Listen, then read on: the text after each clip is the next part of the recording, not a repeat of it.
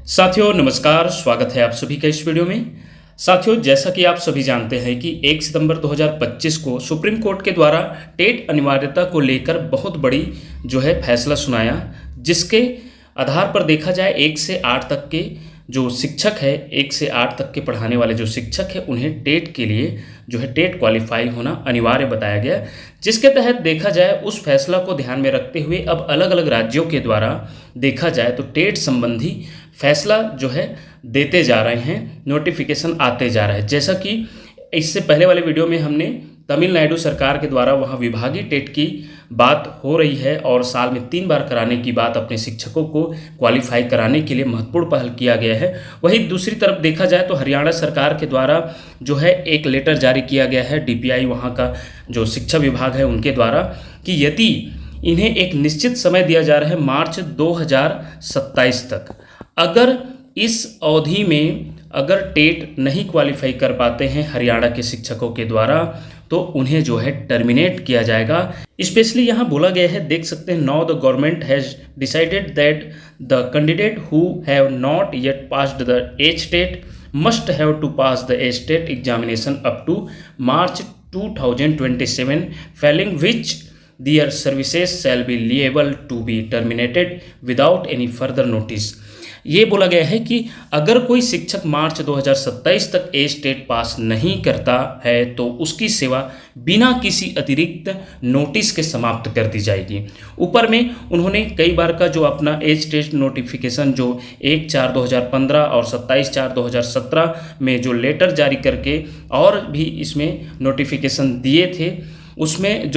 देखा जाए तो उसमें कई बार का जिक्र किए हैं, जैसे कि यही 2015 और 2017 का। उसके बाद अब सुप्रीम कोर्ट का फैसला आया तो उसके द्वारा अब बहुत कड़ाई से निर्देश जारी किया जा रहा है। तो देखा जाए तो इसमें स्पष्ट बोला जा रहा है कि टर्मिनेट किया जाएगा अगर वो टेट पास नहीं होते 2027 तक। वही महाराष्ट्र सरकार के द्वारा ये नोटिफिकेशन जारी किया गया है, जिसमें स्पष्ट बोला गया है कि टेट नहीं होने पर उनका पदोन्नति